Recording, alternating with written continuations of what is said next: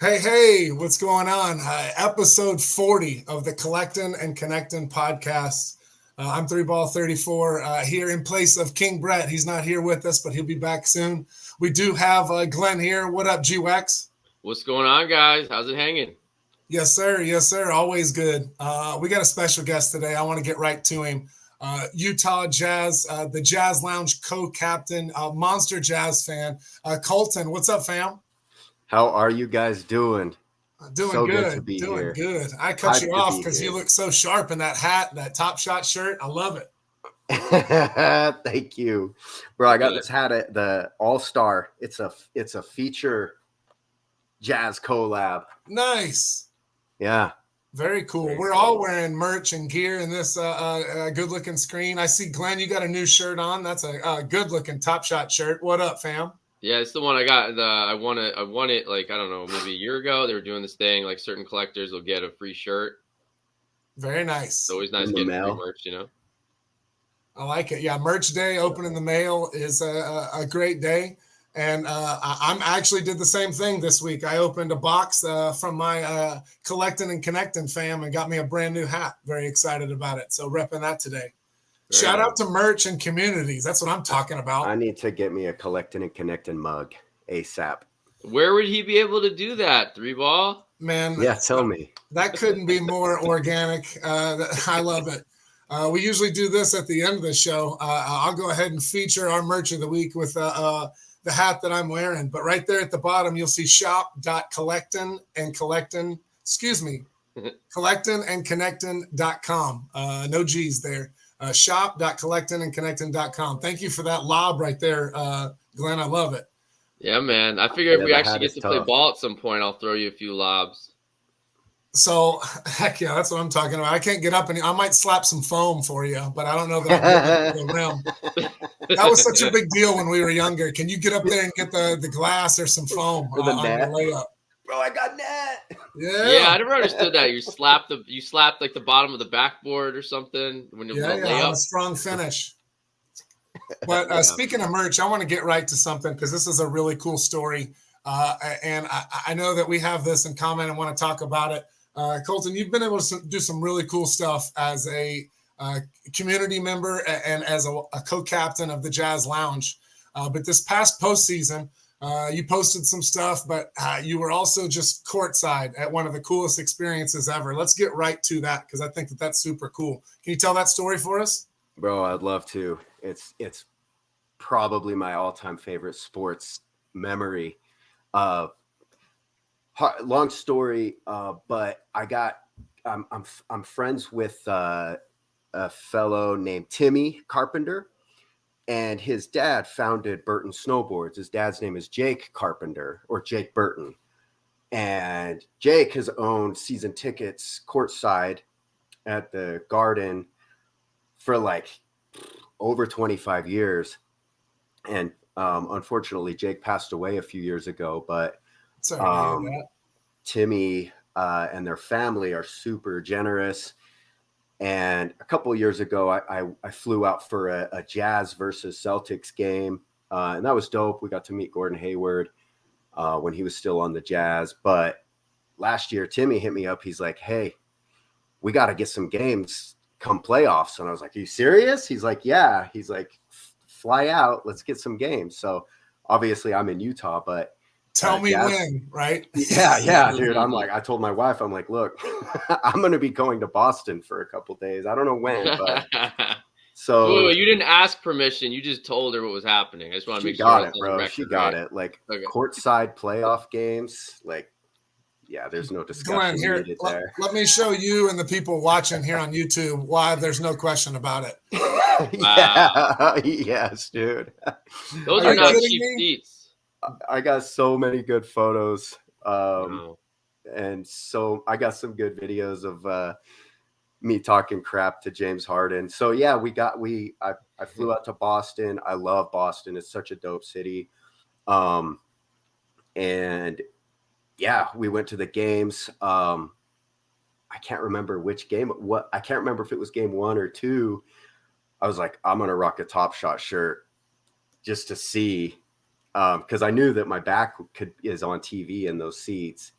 And so I had the one with the back of the shirt says NBA Top Shot this, and I'm rocking it. And before I know it, you're rocking it. Yeah. My Twitter feed starts blowing up. People tagging me because somebody had tweeted, Top Shot collectors courtside, and Top Shot actually DM'd me, whoever their admin was at the time, and they were like, "Yo, can we send you a pack or two and you open it, courtside?" So I did that. And then Glenn, after the guess who that collector was? Not to toot my own horn. Who is just at home watching the game and saw that. Oh, it was you. Yeah. Let's go. I saw it and I was like, I know that shirt. I know exactly what that is. Yeah, there's Timmy on my right. Yeah, Top Shot retweeted it, and then all of a sudden you replied with the picture that I posted before of your feet on the floor, like, that's me. And I was like, yeah. Yeah. Well, I got. What kind of packs did they send you? Was it just like kind of base packs, or was it something good? Yeah, they were base packs. Okay, it's still cool though. Imagine they get like, here's a Run It Back season 1 pack. Open it up. That would have been cooler for and sure. If you go to your profile on Twitter, your pinned tweet, if I'm not wrong, is you ripping the packs on the floor. The court. Yeah. Yeah. Heck yeah, dude. What an experience. I DM'd Roham after the first game. I was like, bro, I'll rock this Top Shot shirt again for one of your Legos. He didn't bite. No. But it was so fun. I talked so much shit to James Harden. I don't like that dude. Well, why don't you like him? Is this his game or just bro? His game. Well, listen, I don't. Does anyone like James Harden? I'm sure there are some people that do. There's definitely some folks. There's some stands for sure. I don't like how whiny he is. He's crazy good. Like a few years ago, he broke the damn league.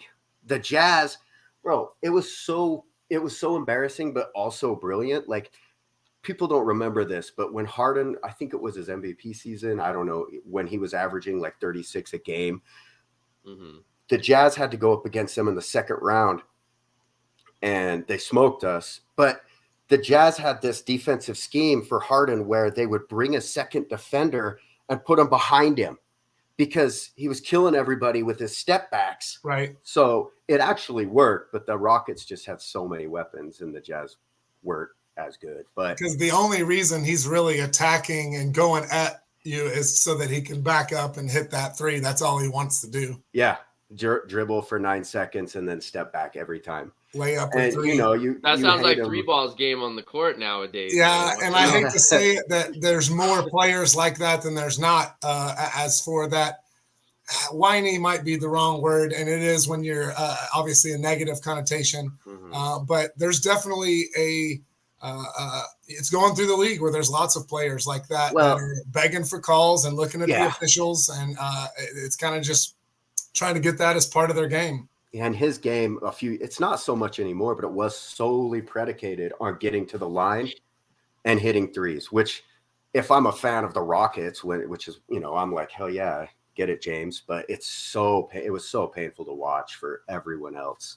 You guys know, you guys get it. So, and he doesn't play any defense. And that's what I kept saying to him. I was like, James, where's your man? James, who's your man? James, who you got?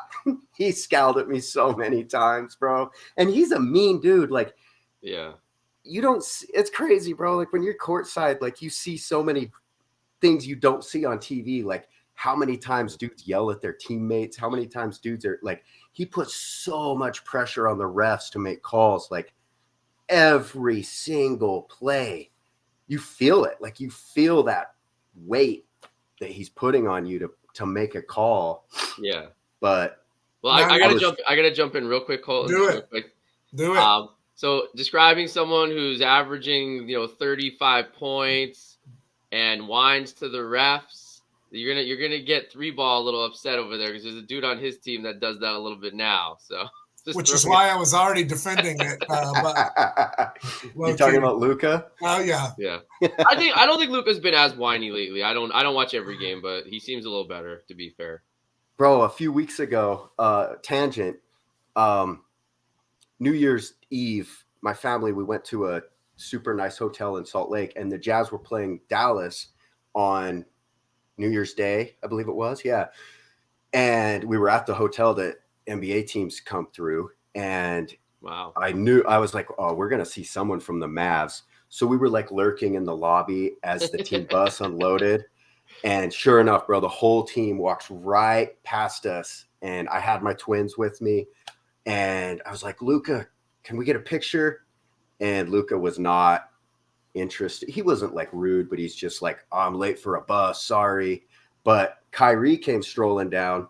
And in my head, I'm like, not a chance. And he's on the phone. He's on the phone. And I'm torn. I'm like, no, guys, let's not interrupt him. But my kids, they're 9. I have 9-year-old twins. They're like, Kyrie. They don't understand that at 9. Yeah. No. Phone call. And, put that down. Kyrie. No, he did, though. I was so impressed. Like, wow. That's so sweet. Kyrie loves the kids. Guys. Like, he put his phone in his, I don't remember if he put it down. All my kids got in for a picture. He didn't act rushed. I was like, okay, I'm a Kyrie fan. Like, he was so nice to my kids. You know, like, that's you're awesome. Nice. Yeah, so good to hear positive publicity with him because you don't hear too much of it. Right. I wasn't expecting much. Not nationally. We hear some locally, but it doesn't make it all the way up to you up there. Yeah. Right. Yeah, no. We don't want to hear it. We're all on different time zones here. You guys aren't getting that. And J Kidd and I met J Kidd the following morning. I was a huge J Kidd fan in the 90s when he was on the Suns.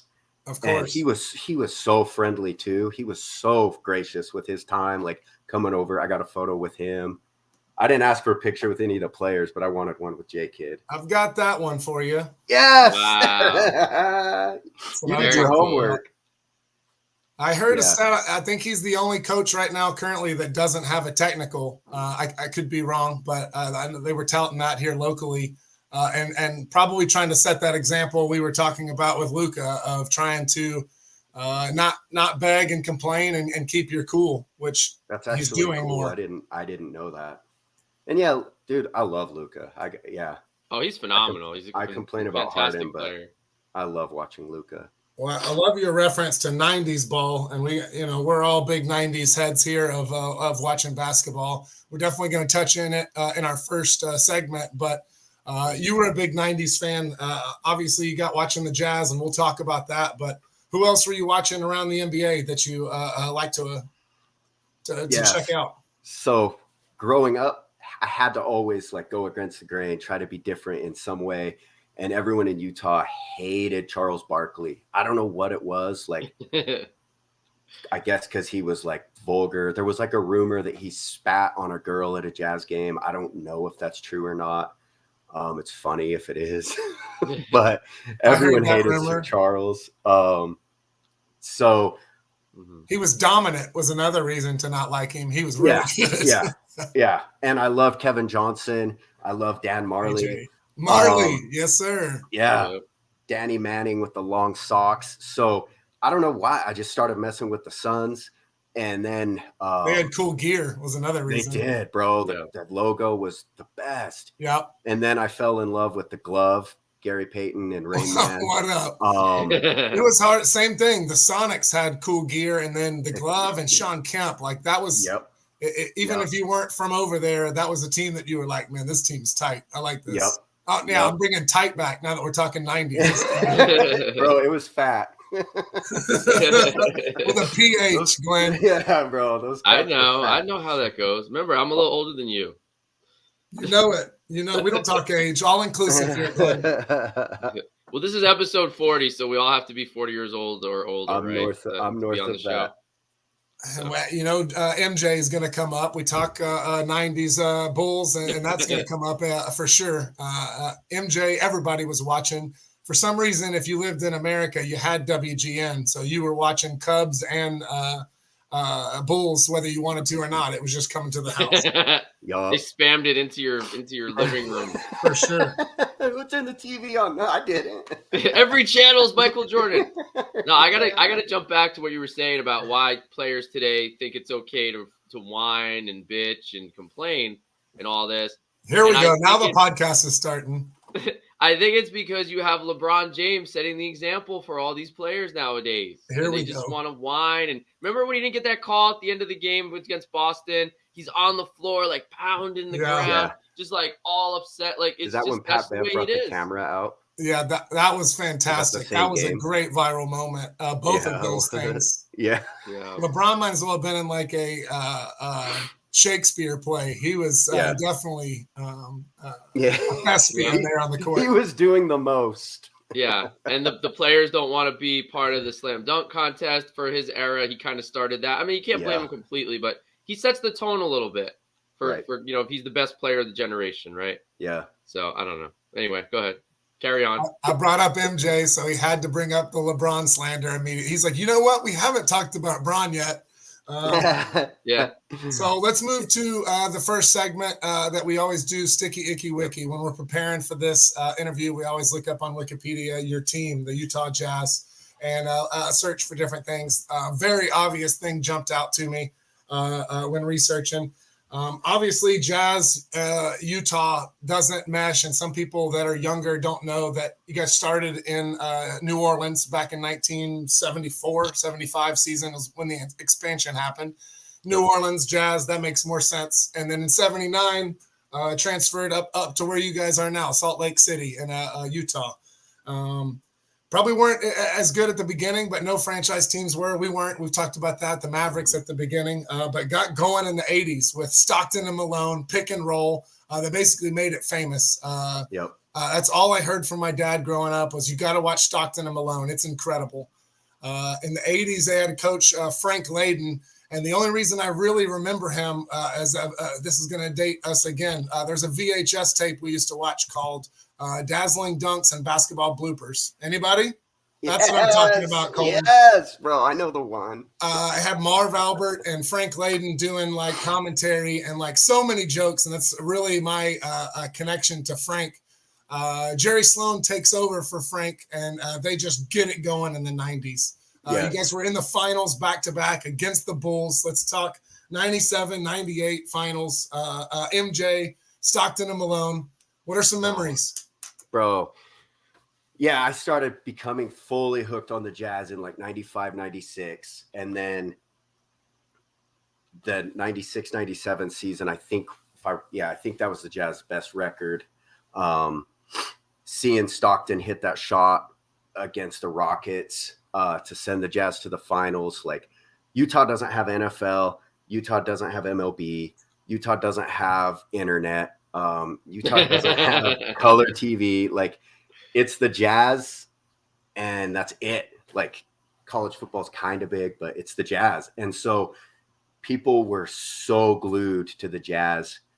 Everyone, grandmas, grandpas, kids, like everyone. And so it was a super electric atmosphere. Like, everybody was going to the Delta Center to watch the games, like out front, like, you know how they do like the big screens. And bro, it was heartbreaking. Like, I feel like that's 98, the Jazz actually had a shot. There's some controversial calls that took place in the 98 game 6 that I still may or may not lose sleep over.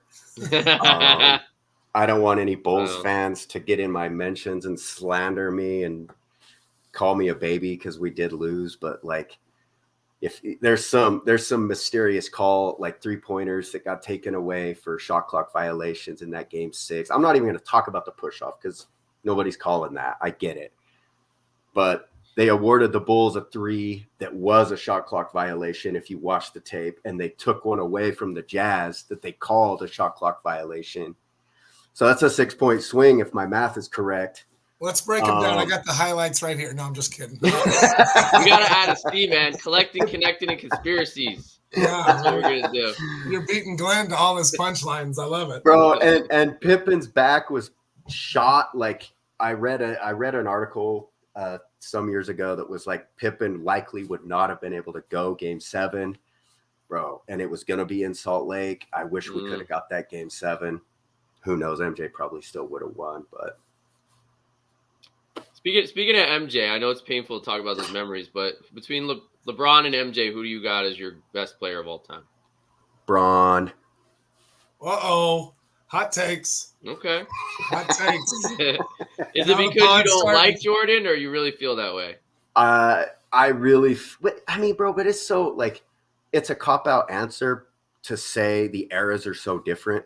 Mm-hmm. But I just think MJ's a better scorer, but I just feel like Braun's a better defender, a better passer, a better rebounder. Like,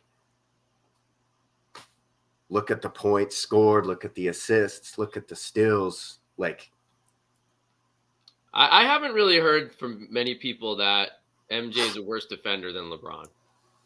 I think they're close, but I think like MJ won a DPOY, didn't he? He won the Defensive Player of the Year, and he led the league in scoring the same year. In the same year, yeah. Like, he was averaging like 35 to 37 points. I can't remember, but I truly believe Braun could have done that any year he wanted to, but he didn't. Mm-hmm. But his size, he's definitely a bigger person. He's more muscular. taller. I mean, Jordan was obviously also a lockdown defender, but I'm taking Braun. Both and I do hate MJ, like with every fiber of my being. Both anomalies in their eras. Just doesn't look like anyone else that's playing. No, and games played, like the amount of games that Braun has played, the amount of playoff wins he has. Mm-hmm. I think in 10 years, 15 years, the argument is going to be a lot less polarizing because people have so much nostalgia and like just nostalgia around MJ that they have to go MJ. But I think when we get rid of some of that, with time, I think it's going to be closer. I think more people are going to be like, I don't know. I don't want to be major like health guy here, but Tom Brady and LeBron, what they've been able to benefit from grilled chicken and broccoli and not like and the right supplements, and like they're focused on what they put in their body at all times for the past 20, 30 years. Whereas in the 90s, no one was thinking about that. No, that's true. And Braun spends millions of dollars on his body. MJ spent millions of dollars on cigars. And gambling. And blackjack. Yeah. So, again, the era thing. Like, if MJ played today, he probably would have more load management. He'd have a better nutritionist. So, yeah.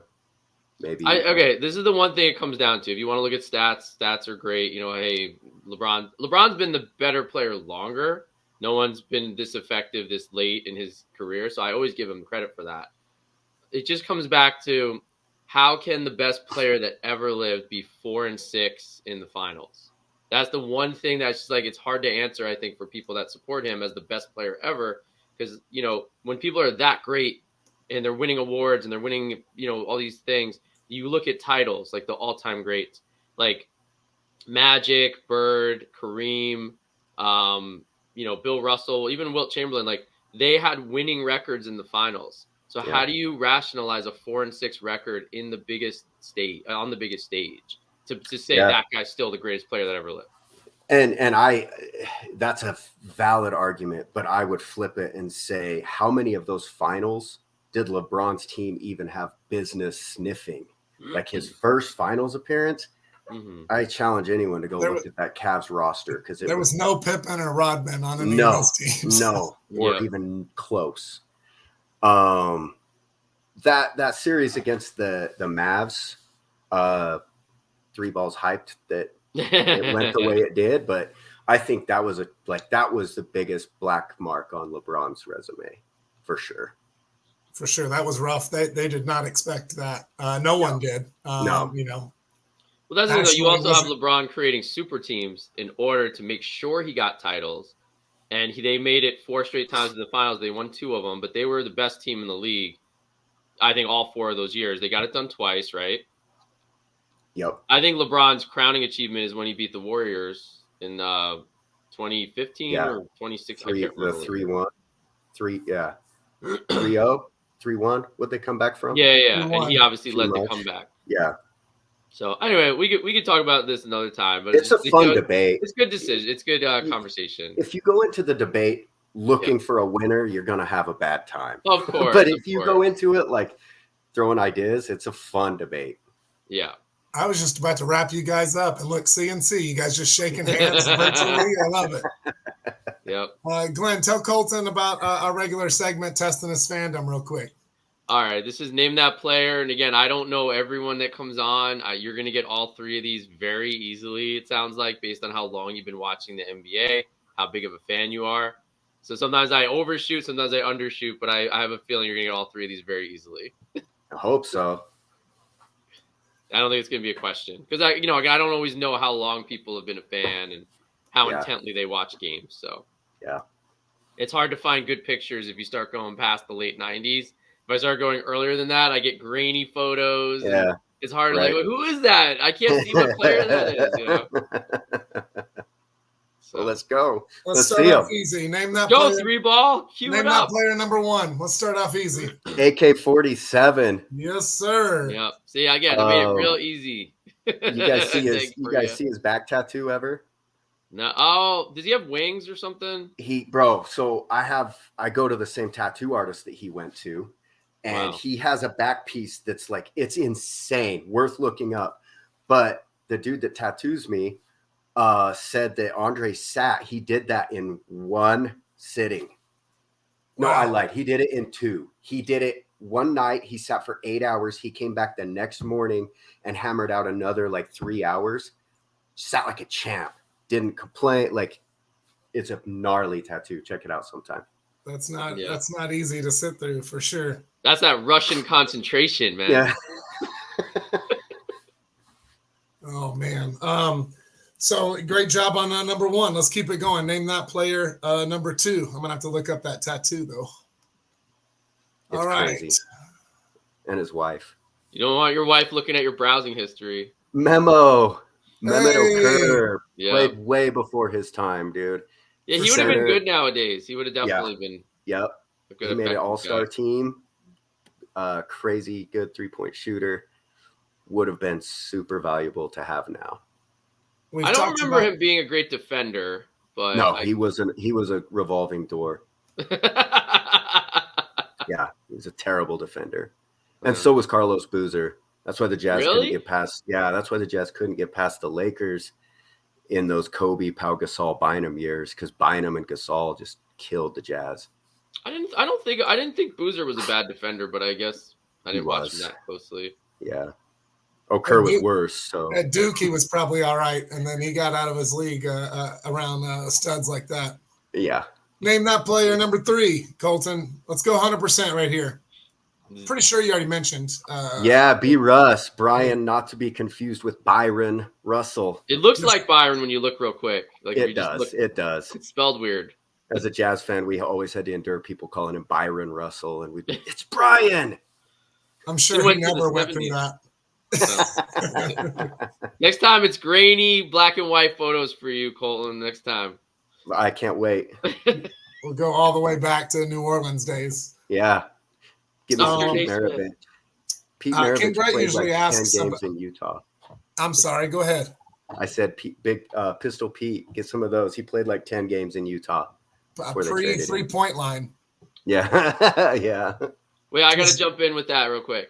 So who's the NBA player that you feel like was the most comparable to his style of play over the years? Dude, that's so tough. I put a post about this guy yesterday. I think it's Jason Williams. Yeah. Kings.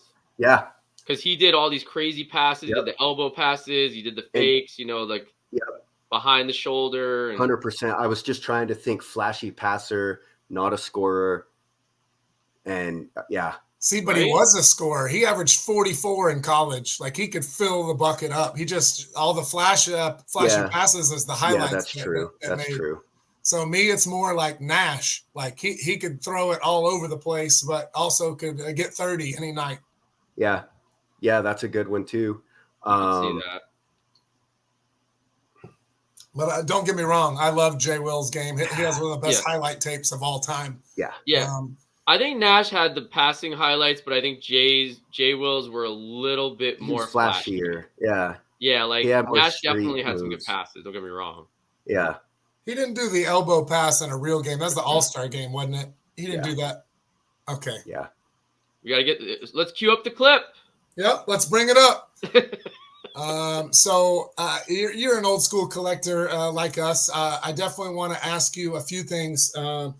What's your favorite basketball memory? Usually King Brett's on this question. It could be Top Shot related. It could be something when you were a kid. But what's something that made you love basketball? Yeah, we know you went into the whole courtside thing. That's awesome. Yeah. But maybe during your playing days or during my playing days? Yeah. Bro, I was just on a rec league. My favorite memory growing up with your family. Man, meeting this old jazz dude. He wasn't even good. Felton Spencer. I know him. Okay. I remember. In Utah, we have junior jazz. Junior jazz is huge in Utah. So the Utah Jazz sponsor leagues across the state, and you get like your junior jazz jersey. I coach my kids' junior jazz team. You get tickets to a jazz game if you're on a junior jazz team. It's huge. Like every kid plays junior jazz. Very cool. And every summer they get jazz players to tour the state and go to like schools, and kids pull up, and the guy will just put on just show off, basically talk to the kids for an hour, then sign. Last year, Walker Kessler came through for the Jazz. I actually got him to sign a Top Shot banner for the #1 Jazz Kessler collector. Sick. But when I was a kid, meeting Felton Spencer was like, oh my God, I just met an NBA player, and he's huge. As a kid, they look so big, and you're just in such awe just that they play professional sports. That's really cool. Yeah. Great memory. Let's talk Top Shot and talk how you got into that. Where did that start? How did you start your journey there? And tell us a little bit about it. Yeah, so cryptocurrency hadn't been invented in Utah yet when Top Shot came out. And so you mentioned the internet wasn't there. No, right. So I didn't get that joke. I didn't have any idea what crypto was. I didn't know what the hell an NFT was. I've always been into cardboard collecting. Like since I was a kid, I still have a huge stack of Beckett's from the 90s. If you guys remember Beckett's. Heck yeah. Always been into card collecting, and it's fun. And then I was always listening to Starters podcast, or No Dunks now. And they started talking about, they had like a segment that was like Top Shot Hot Boys or something. I was like, what is this Top Shot? And I Googled it, and I was like, okay, it's like basketball cards that are digital.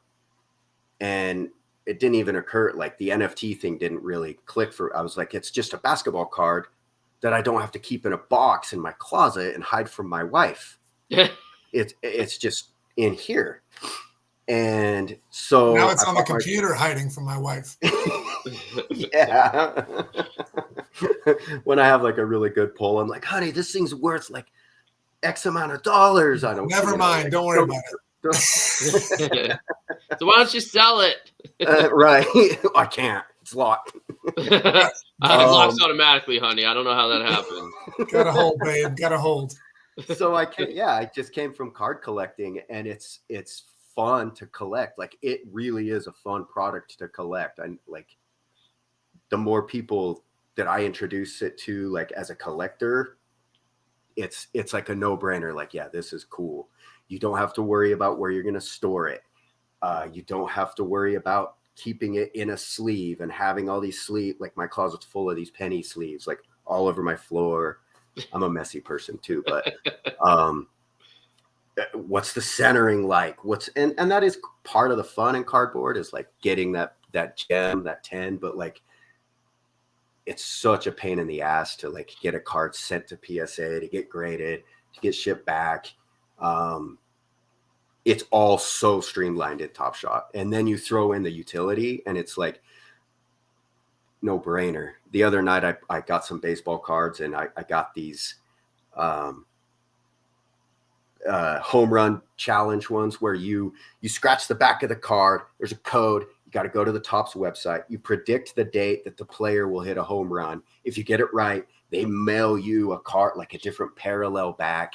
And I'm like, this is cool and all, but like, this is ancient compared to what Top Shot's been doing the entire time. Right. Yeah. And so I'm just a collector. I still don't even understand crypto. I don't care about it. I just love collecting NBA, jazz, especially moments. It's awesome. That's awesome, man. I'm in the same boat with you. I was a card collector and loved basketball in the NBA and played fantasy. And then found out about it and had no idea what blockchain, NFTs, crypto, any of that. I mean, I had heard of Bitcoin because of the pizza story and other things like that, but not really any information or intel about it. So it's definitely opened my eyes and my mind to a whole new world, not only of friends, but of technology that is really incredible. Yep. And the IRL stuff, like you're probably going to get into that. I am. Go ahead. So, a couple summers ago, what totally made me fall in love with Top Shot was a few summers ago. It was when Chet had just got drafted. So before he broke his foot, the Thunder come to Salt Lake for Salt Lake Summer League. And at the time, the Jazz. Rookie year, the first time. Yeah, right. His first go. Hobbs, the original Jazz captain, put together an IRL for the Summer League. So I took one of my kids. We got obviously free tickets. So I'm showing my wife, I'm like, honey, like just having these moments granted me access to these tickets to this game I'm going to take one of my kids to. So we go to the game. Ja Morant's there courtside. He wouldn't sign for my kid, but for the Grizzlies game, they do like double headers. So after the game, my kid I went and bought a basketball during halftime because I realized they might have signed. So after the game, my kid walks up to the gate because we were close. We were like 8th row because it's Summer League. Like it's not that hard to get good seats, right? And the players are coming off the court and they wouldn't let Chet sign because he had some sort of like deal with Panini or something. I don't know. But Josh Giddey comes over and all these like adults with their like clipboards with cardboard cards on them are like lined up.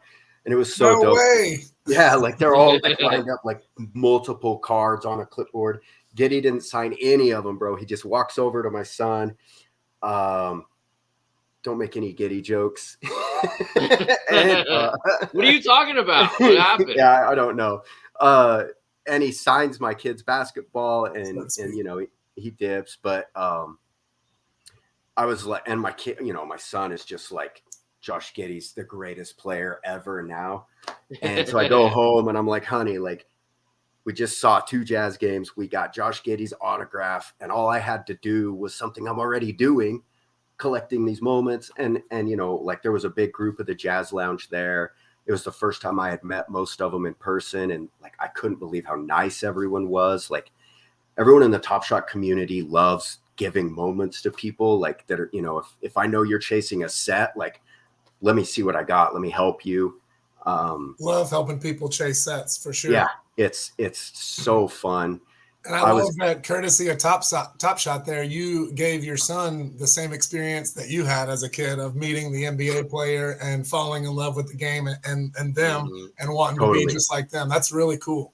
Totally. So Topps hasn't full circle, boy, Glenn.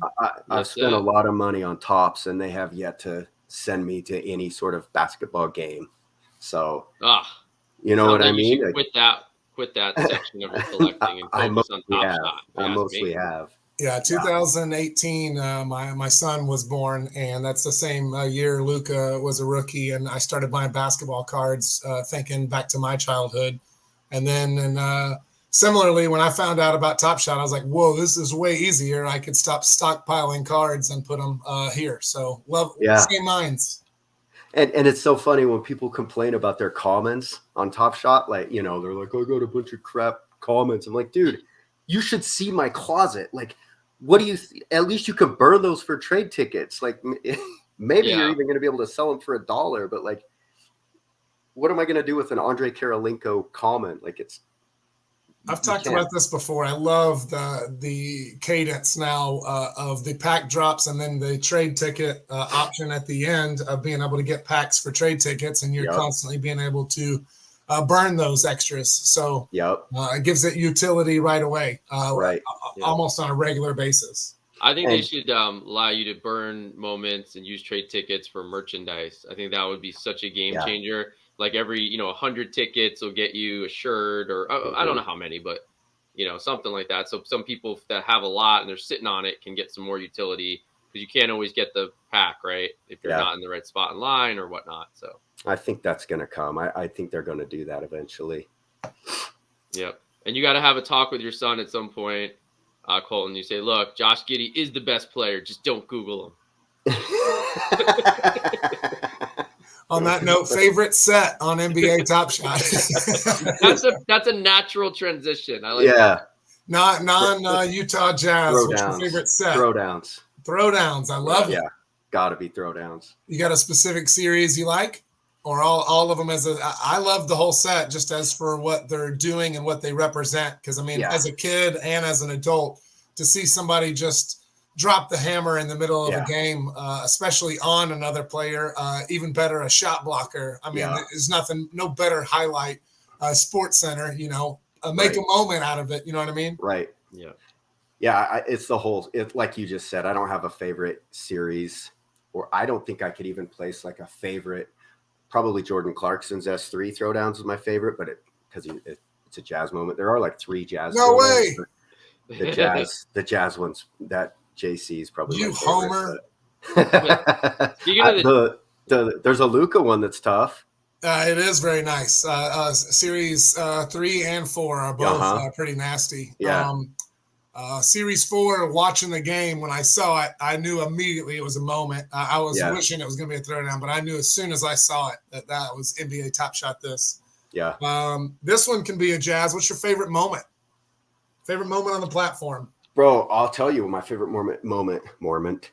You're talking about the no pun. Shout out to all the Mormons watching. Yeah. We know that you are. It's Dame winning the 3-point contest in Salt Lake, because I went to the same school as Dame. We graduated the same semester. We chose different career paths, but he's rocking his Weber State jersey during the 3-point contest, and I was there watching it happen. So it's like easy Dame 3-point contest. That's pretty sweet. Minted to like 6 or 7K, way too many of them, but that will be the first one that I put in an IO. Did you go? Sure. You were there at All-Star Weekend in Salt Lake, right? Yep. Very cool. Very cool. I got to go in Dallas several years back. It's a really cool experience to be there. There's just a lot of hoopla and things going on. No pun intended. Yeah, it's cool. They transformed the city. You got it. I can speak English. Don't worry. Yeah. What did you go to when it was in Dallas? Like, did you go to any of the games? Yes, I went to the actual game. I didn't get to go to a dunk contest or 3-point, but went to the game on a Sunday. It was pretty cool. The game was it though? Because LeBron ruined the All-Star game too. It was cool just because of how happening it was. Everybody was out. It was a thing to be at, and just to see all those studs all in one place. As you talk about the video game number set, having that type of star-studded rosters, it's incredible to see all those people in one place. Yeah, after going to the All-Star game, I get like it sucks to watch on TV. It does. When you're there, it's like holy, like. You're right there, and they're all there, so it's cool to see it live. But God, so we're gonna have to transform our older minds because as a kid, the All-Star game, the dunk contest is just 3-point contest. It's everything. So we're gonna have to think about the youth and watch that with them because I'm with you. I can't stand to watch it on TV now. It's rough. Oh man, they got so much slack for how poorly they were just like blatantly not caring about anything, like defensively out. I mean, it was nice when Kobe and MJ, maybe that era might be gone, but they used to actually try harder. The games were, 107, 110, 115. Yeah. What was the score of this last one? Bro, they broke 200. Always bet the over. 30 or something. It was embarrassing. Yeah, Silver was pissed. They got to do something. They got to change it up somehow because it's not engaging anymore.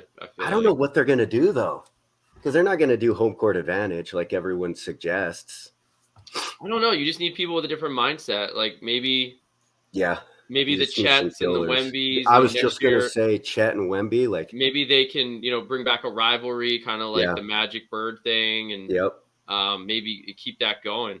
Nobody wants to get hurt, man. It's a show. But like you could get hurt any game you ever play. I know, but they want to get hurt for something with their actual jersey and it meaning towards playoffs, and that's just a show. Like, I mean, I like that they're incorporating more money because that's going to get them at least a little excited. But I don't know. MJ didn't want to get hurt. Stockton Malone, they didn't want to. They still grinded it out. Of course. The All-Star game, like, was it D Wade or Kobe? I have this memory of one of them breaking their nose in the All-Star game.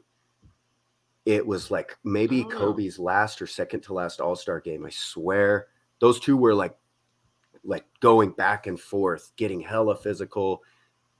I swear one of them got a broken nose, but maybe sounds like me and Glenn playing one-on-one. Caught a nose. I mean, I'm a lot shorter than you, so I don't.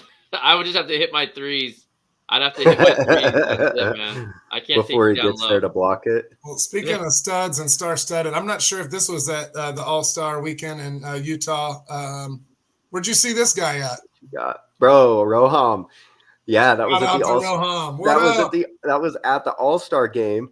I was there by myself, and I see Roham. He was with a very lovely lady, and I was like, as he will do.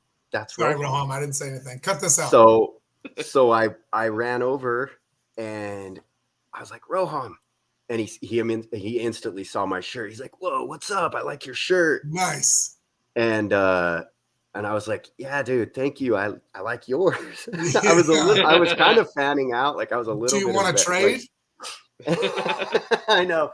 And he was with his girlfriend, but he was like doing the like walk with me thing. He's like, he was asking me like what I don't remember what he said, like, what are you up to? Or how do you know Top Shot or something? I was like, I'm actually a co-captain for the Jazz. And he was like, oh, no way. And he was super, super cool. Like expressed tons of gratitude. He was like, I love the captain's program. I believe in it. Like it's the best thing we're doing. He was super pumped on the captain's program. He tried to buy me a beer. And I declined his generous offer, but super friendly guy. Dude, if you had taken the beer, you would have gotten some Legos. You gotta think of the whole picture. Yeah, I know. I thought about asking him for one of his Legos instead. I really did. We always thank you for watching Roham, and we know that you are. Yeah. Actually, nice dude though. Really nice dude. So Coultin, cool. you know, there's this whole thing of like the cardboard people versus the Top Shot people, or there are a lot of people in the cardboard world that are not transitioning over, because obviously there's a lot more collectors traditionally for that. So what do you say to the folks that are into cardboard, but that are reluctant to try Top Shot? Dude, I go through this all the time, and it's simply just like, you don't have to quit cardboard. Just try this. And, their biggest argument is always like, well, I can hold it. And I'm like, dude, you're holding your phone right now. Like, what's the difference? You're holding your phone. It's the same shit. I show them infinite objects, and then they're like, okay, that's pretty cool. I really think another shout out to IO. Very cool. I definitely love seeing those things.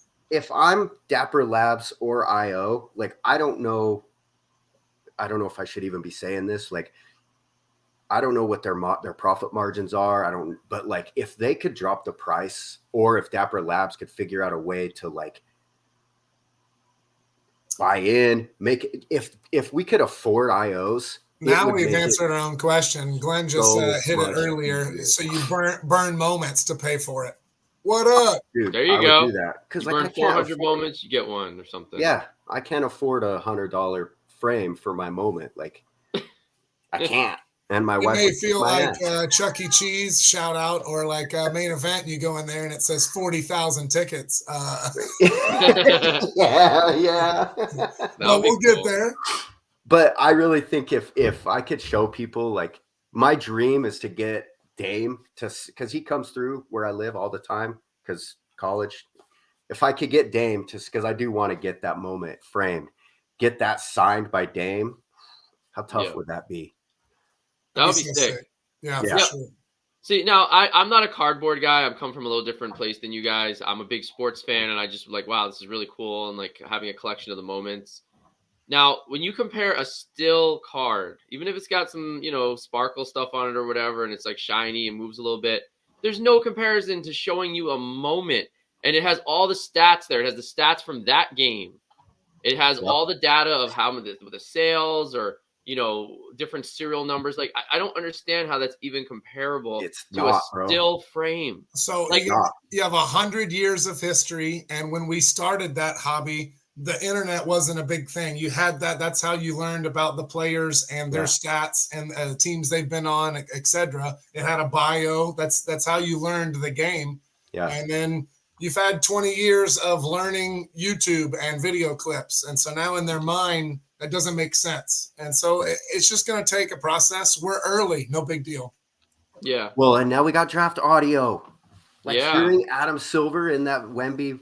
Oh my God. Draft footage and game audio are game changers. If that is all in one piece, those new legendary moments of the rookie revelations, those are so sick. We've talked about those previously, showing Adam Silver, shout out.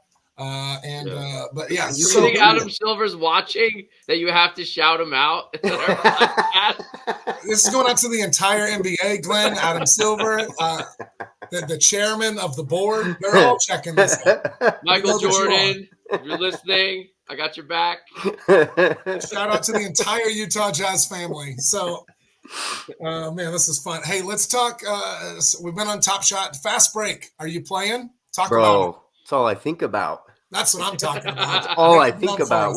We're in the Jazz Lounge every morning, just comparing lineups, giving each other tips. It's so funny. Like, the amount of time, I'm always joking with the guys in the Jazz Lounge, like the amount of time that we spend strategizing for like a 4-win pack that contains 2 trade tickets is like, they got us good. Yeah, it's so fun. We do that in the C&C chat all the time. We're all comparing lineups. Yeah.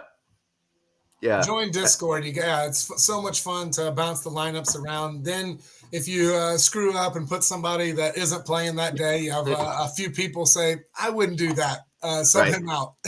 Yeah, right. Yeah, it's crazy fun.